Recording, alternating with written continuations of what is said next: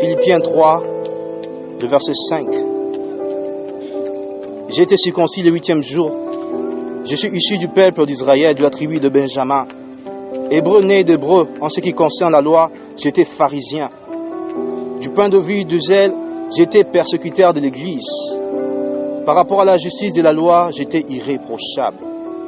J'aime bien la suite, le verset 7. Mais ces qualités qui étaient pour moi des gains, je les ai regardées comme une perte à cause de Christ. Et je considère même tout comme une perte à cause du bien suprême qui est la connaissance de Jésus-Christ, mon Seigneur. À cause de lui, je me suis laissé dépouiller de tout. Et je considère tout cela comme de la boue, des ordures, afin de gagner Christ. Afin de gagner Christ. Est-ce que quelqu'un peut dire afin de gagner Christ? Afin de gagner Christ. Dis-le encore mieux, afin de gagner Christ. Afin de gagner Christ. L'objectif d'un enfant de Dieu, ce n'est pas de gagner des richesses de ce monde.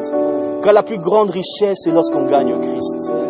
L'homme le plus riche, ce n'est pas celui qui a des limousines ou bien les milliardaires. La plus grande richesse, c'est Jésus-Christ. La plus grande richesse, c'est Jésus-Christ. Tu peux avoir des limousines, mais jamais on t'enterrera avec cela. Mais lorsque tu as Jésus-Christ, tu l'as pour l'éternité. Jésus-Christ est la seule richesse qui sera avec toi même dans ton tombeau.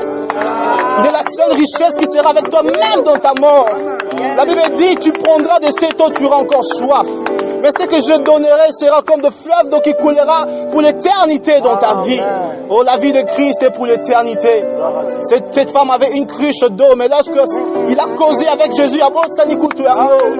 je veux qu'aujourd'hui tu oublies des problèmes dans ces lieux et tu rentres avec Jésus-Christ. Jésus-Christ, la seule richesse.